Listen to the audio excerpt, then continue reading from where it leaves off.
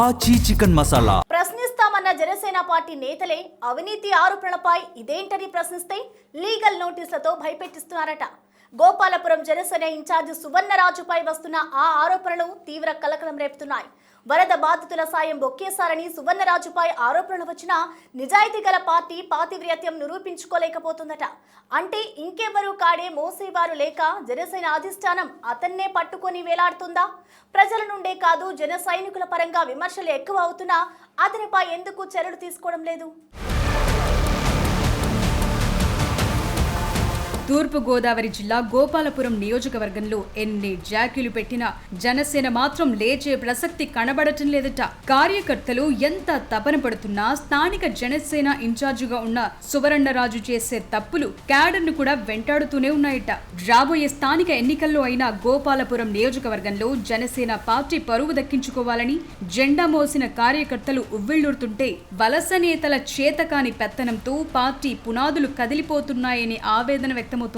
కూటమిలోని Telugu Desam party ఓవైపు దూసుకెళుతుంటే అదే అధికార భాగస్వామి జనసేన మాత్రం తమ నియోజకవర్గంలో లేచి నిలబడలేకపోతోందంటూ జన సైనికులు వీర మహిళలు మదనపడిపోతున్నారట. దాంతో పార్టీ పెద్దలు తాజాగా గోపాలపురం నియోజకవర్గంపై దృష్టి పెట్టి ద్విసభ్య కమిటీ ఏర్పాటు చేయటం కరెక్ట్ అంటూ అధిష్టానానికి సూచనలు కూడా ఇచ్చినట్లు ప్రచారం జరుగుతోంది. వాస్తవానికి గోపాలపురం నియోజకవర్గానికి జనసేన పార్టీ ఇన్ఛార్జిగా ఉన్న దొడ్డిగర్ల సువర్ణరాజు మాజీ వైసీపీ నాయకుడు. అసలు ఆయన్ను ఎప్పుడు ఎవరు ఇన్ఛార్జిగా నియమించారో తమకు తెలియదంటూ క్యాడర్ గగ్గోలు పెడుతోంది. అయినా గతిలేక గుడ్డెద్దు చేలో పడ్డట్టు అతన్నే ఫాలో అయిపోతున్నారట. అధిష్టానం ఆయనకు ఎలాంటి బాధ్యతలు అప్పగించలేదని కొందరు నాయకులు తమ మండలాల్లో తమ గ్రామాల్లో కమిటీలు వారికి వారే వేసుకుంటున్నారట.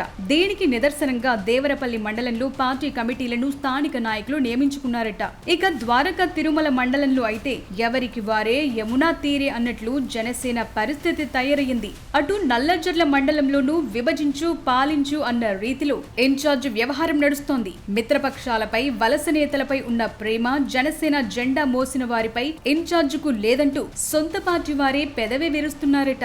ఇక నియోజకవర్గ కేంద్రమైన గోపాలపురం మండలంలో ఏనాడు పార్టీ యాక్టివిటీస్ కూడా లేకపోవటం విడ్డూరం.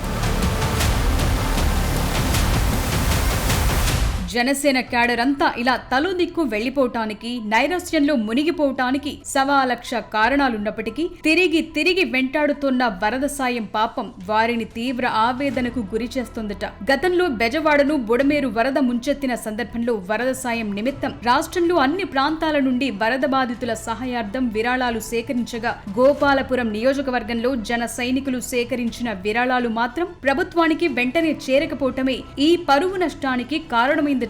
ఎంత మంది మొత్తుకుంటున్నా మంత్రి నాదెండ్ల మనోహర్ దృష్టికి వెళ్లినా కూడా నెలల తరబడి వరద సాయంపై పారదర్శకత లేకపోవటం, ఆఖరికి సేకరించిన దాదాపు 18 లక్షల రూపాయల విలువైన బియ్యం బస్తాలు కూడా పక్కదారి పట్టించారని ఆరోపణలు వినిపిస్తున్నాయి. కొన్ని రోజుల తర్వాత బియ్యం ఇస్తే పాడైపోయే అవకాశం ఉందని తమ నాయకుడు మార్కెట్లో విక్రయించారని, విక్రయించిన సొమ్మంతా స్వయంగా పవన్ కళ్యాణ్ చేతుల మీదుగా ప్రభుత్వానికి ఇచ్చేందుకు వేచి చూస్తున్నారంటూ కొంతకాలం కవర్ చేసుకుంటూ వచ్చారు ఆయన అనుచరుడు. కానీ జరగాల్సిన నష్టం జరిగాక మొన్న మధ్యనే వరద సాయం తీసుకెళ్లి ప్రభుత్వానికి అప్పగించేసినట్లు కూడా చెప్పుకొస్తున్నారు. అయితే వరద సాయం వచ్చిన దాంట్లో 50% అయినా ఇచ్చారా లేదా అనే సందేహాలు అటు ప్రజలతో పాటు కొందరు జన సైనికులను కూడా వెంటాడుతున్నాయి. ఈ విధంగా చేసిన పాపం ఊరికే పోదు అన్నట్లు ఒకదాని తరువాత ఒక ఆరోపణలు జనసేన ఇన్ఛార్జ్ సువర్ణరాజుపై వస్తుంటే ఆ విషయాన్ని ప్రస్తావించిన వారిపైనే తిరిగి కేసులు పెడతామంటూ బెదిరింపులు, లీగల్ నోటీసులు కూడా ఇచ్చేస్తున్నారట ఆ వలస నేత.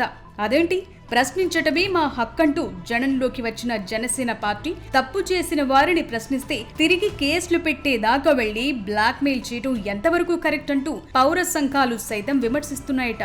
అసలు ఇంత జరుగుతుంటే జిల్లా జనసేన పార్టీ అధ్యక్షులు కొటికలపూడి గోవిందరావు ఎందుకు స్పందించారు? జిల్లా నేతలు, రాష్ట్ర నేతలు గోపాలపురం నియోజకవర్గంలో జనసేన పార్టీని దెబ్బతీస్తోన్న పరిణామాలపై ఎందుకు రియాక్ట్ అవ్వరు? ఈ నేరాలు, ఘోరాలు జనసేన అధిష్టానానికి తెలియవా అని జనాలు గుసగుసలాడుతున్నారట.